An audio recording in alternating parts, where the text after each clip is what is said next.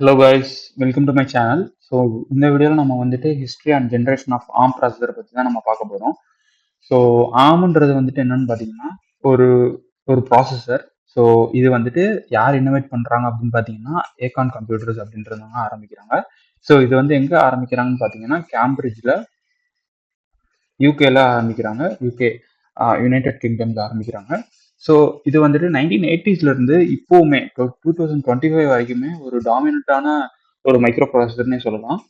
So இதை பற்றி தெரிஞ்சுக்க இதனோட ஹிஸ்ட்ரி அண்ட் ஜென்ரேஷன்ஸை பற்றி உங்களுக்கு தெரிஞ்சுக்கணும்னா அடுத்தடுத்த ஸ்லைடை கண்டினியூஸாக பாருங்க.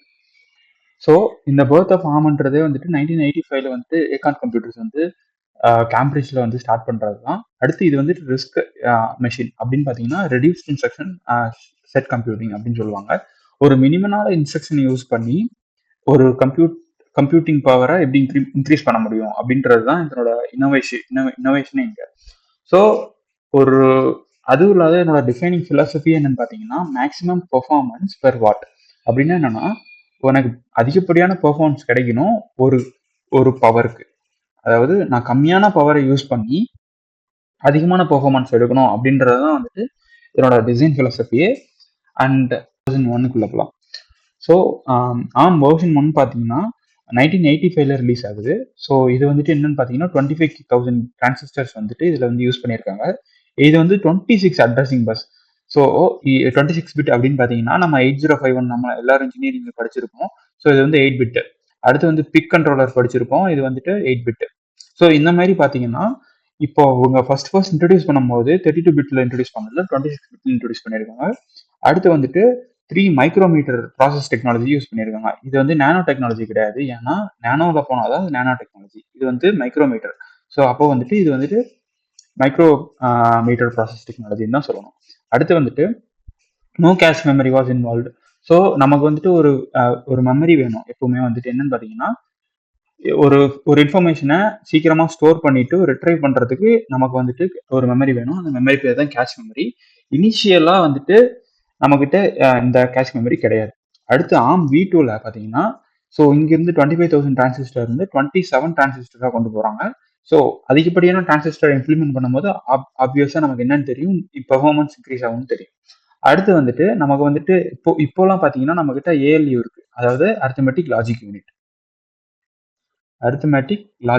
இருக்கு.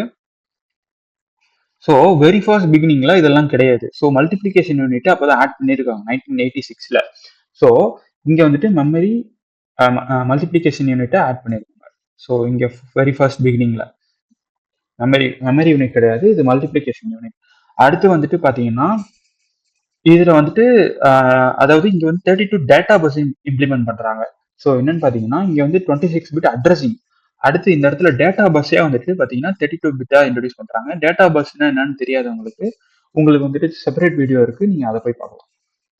ஆர்ம் 6. ஸோ ஆர்ம் 345 என்னாச்சு ப்ரோ அப்படின்னு கேட்டீங்கன்னா ஆர்ம் 345 எல்லாம் வந்துட்டு பாத்தீங்கன்னா இன்டர்னல் ப்ராஜெக்டா அவங்க வந்து ஒர்க் பண்ணி இருந்திருக்காங்க.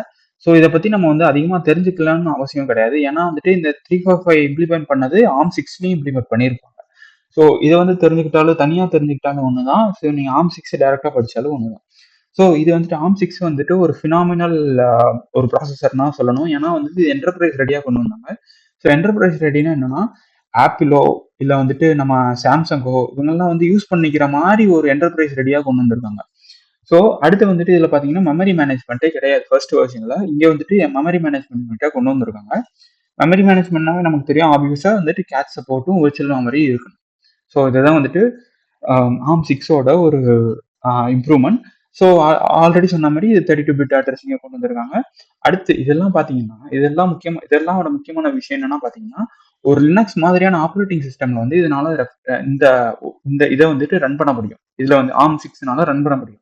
ஸோ இதுதான் வந்துட்டு ஒரு முக்கியமான ஒரு சிக்னிஃபிகண்ட் இம்ப்ரூவ்மெண்ட்னு சொல்லலாம். அடுத்து வந்துட்டு பாத்தீங்கன்னா ஆர்ம் 7. ஸோ ஆர்ம் 7ல வந்துட்டு பாத்தீங்கன்னா உங்களுக்கு தம் இன்ஸ்ட்ரக்ஷன் செட்னு ஒன்று கொண்டு வராங்க.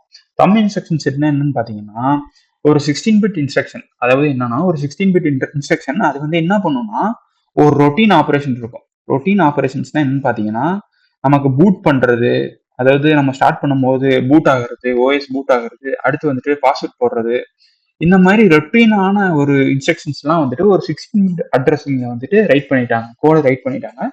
ஸோ அதனால வந்துட்டு என்னன்னா என்னோட கோடே வந்துட்டு இம்ப்ரூவ் ஆயிடுச்சு. இந்த ஆர்ம் ப்ராசஸிங்கோட கோட் டென்சிட்டியே வந்துட்டு இம்ப்ரூவ் ஆயிடுச்சு. அதுக்கப்புறம் அந்த இம்ப்ரூவ்மெண்ட்னால நமக்கு வந்துட்டு பெர்ஃபார்மன்ஸும் வந்துட்டு 35% ஷூட் அப் ஆயிருக்கு. ஸோ ஆர்ம் 7ன்றது வந்துட்டு ஒரு பிக்கஸ்ட் ஒரு ரெவல்யூஷனே சொல்லலாம். அதனால இந்த இந்த 60 அதாவது 32 பிட்ல இருந்து 62 பிட் கொண்டு வந்ததுங்காட்டியும் நமக்கு பவர் கன்சம்ஷனும் ரெடி ஆயிருக்கு, கம்மியாயிருக்கு. அடுத்து பார்த்துட்டீங்கன்னா இது வந்துட்டு ஒரு முக்கியமான ஆம் 9 தான் வந்துட்டு ஒரு பெரிய லெவல் ப்ராசஸர்னே சொல்லலாம். ஏன்னா ஸோ வி 7 வரைக்கும் பார்த்துட்டீங்கன்னா உங்களுக்கு வந்துட்டு நியூமன் ஆர்கிடெக்சர் யூஸ் பண்ணியிருப்பாங்க. இப்போ V9ல பார்த்தீங்கன்னா ஆவோட ஆர்கிடெக்சர்.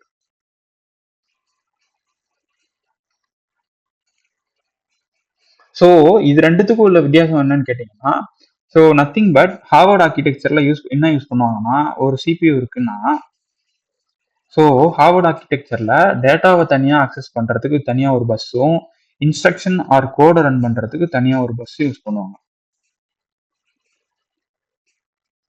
யா.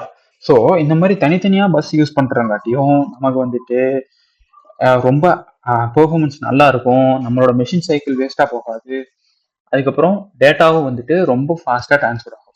ஸோ இதுதான் வந்துட்டு இந்த பைப்லைன் என்ஹான்ஸ்மெண்ட்டு. இதுதான் வந்துட்டு ஒரு ரெவல்யூஷனே சொல்லலாம். பட் இப்போ யூஸ் பண்ற ARM 9 அதாவது வெர்ஷன் 14 அந்த மாதிரி வந்துடுச்சு இப்போ. 9.14, 9.15 அந்த மாதிரி வந்துட்டு இருக்கு. ஸோ அதுலலாம் என்ன பண்றாங்கன்னா மாடிஃபைடு ஹார்வர்ட் ஆர்கிடெக்சரை யூஸ் பண்றாங்க. ஸோ அது வேணும்னா சொல்லுங்க, அதுவும் தனியான ஒரு வீடியோ போடலாம். ஸோ இது பார்த்தீங்கன்னா ஸோ ஹார்வர்ட் ஆர்கிடெக்சர்ல இந்த ஆர்கிடெக்சர். அடுத்து வந்துட்டு பார்த்தீங்கன்னா இந்த நியூமன் ஆர்கிடெக்சர்ன்றது என்னன்னா ரெண்டுத்துக்குமே ஒரே பஸ் தான். நீங்க கோடு எடுக்கிறனாலும் ஒரே பஸ் தான், அதே மாதிரி டேட்டாவை ஃபெச் பண்ணாலும் அதே பஸ் தான். ஸோ அதுக்கு வந்துட்டு மிஷின் சைக்கிள் அதிகமாக தேவைப்படும் அண்ட் நமக்கு டைமும் ரொம்ப லேட் ஆகும். ஸோ இதுதான் வந்துட்டு ஒரு முக்கியமான ஒரு இம்ப்ரூவ்மெண்ட்னே சொல்லலாம். ஸோ இதனால என்னாச்சுன்னா நமக்கு வந்துட்டு மெமரி லேட்டன்சி, அதாவது நீங்க ஒரு கோடை ஃபிக்ஸ் பண்ணணும்னு சொல்லிட்டு நீங்க கொடுக்குறீங்க பார்த்தீங்களா, ஸோ அங்க அது வந்துட்டு உங்களுக்கு மெமரி லேட்டன்சி ஆகவே ஆகாது. ஸோ அதுதான் இங்கே இம்ப்ரூவ்மெண்ட்டு. அடுத்து வந்துட்டு ஸோ இந்த மாதிரி பண்ணங்காட்டியும் நமக்கு எம்படட் அப்ளிகேஷன்ஸ்லாம் நமக்கு வந்துட்டு எம்படட் ஐஓடிலாம் பார்த்தீங்கன்னா ரொம்ப ஃபாஸ்ட்டாக ட்ரான்ஸ்ஃபர் ஆகணும் டேட்டாவும் கோடும் சரி. ஸோ அந்த மாதிரி இடத்துல நமக்கு இந்த மாதிரி மெமரி லேட்டன்சி இல்லாமல் இருந்தால் தான் நம்ம ஃபாஸ்ட்டாக யூஸ் பண்ண முடியும். ஸோ இது வந்துட்டு எம்படட் அப்ளிகேஷனையும் மல்டிமீடியா அப்ளிகேஷனையும் வந்துட்டு ரொம்ப ரெவல்யூஷனைஸ் பண்ணுச்சுன்னே சொல்லலாம். அடுத்து வந்துட்டு இந்த ரியல் வேர்ல்ட் அப்ளிகேஷன்ஸ்லாம் கொடுத்துருக்கேன், நீங்கள் வேணும்னா செக் பண்ணிக்கலாம். ஸோ இதுதான் வந்துட்டு ஆர்மோட டைம் லைன். ஸோ நம்ம வந்து இது குவிக்காக ஒரு சம்மரைஸ் பண்ணிடலாம். நம்ம என்னென்ன ஞாபகம் வச்சுக்கணும் அப்படின்றத மட்டும் பார்த்துடலாம். ஃபர்ஸ்ட் எடுத்தோம்னா 1985ல வந்துட்டு நமக்கு தெரியும் 25,000 transistor and then 26 bit addressing சொல்லியிருப்பாங்க. அடுத்து வந்து 1986ல நெக்ஸ்ட் இயரே வந்துட்டு 27K யூஸ் பண்ணியிருப்பாங்க. 27K யூஸ் பண்ணியிருப்பாங்க. அடுத்து 26 பிட் அட்ரஸிங்னா ஸ்டில் யூஸ் பண்ணியிருப்பாங்க. பட் 32 பிட் டேட்டா பஸ்ஸை கொண்டு வந்திருப்பாங்க. ஸோ இதுதான் வந்து கமர்ஷியல் சக்ஸஸ்க்கு ஒரு ஃபவுண்டேஷன் சொல்லலாம். அடுத்து 1991ல ARM 6 கொண்டு வராங்க. இது வந்துட்டு கேட் சப்போர்ட் எனேபிள் பண்ணியிருக்காங்க. அடுத்து வந்துட்டு இதுதான் வந்துட்டு கமர்ஷியல் டிசைன் ARM. அடுத்து MMU ஆட் பண்ணியிருக்காங்க, மெமரி மேனேஜ்மெண்ட் யூனிட். அடுத்து வந்து 32 பிட் அட்ரஸிங். இப்போ இதுல வந்துட்டு என்ன இருக்குன்னா 32 பிட் அட்ரஸிங்கும் இருக்கு, 32 பிட் டேட்டா டிரான்ஸ்ஃபரும் இருக்கு.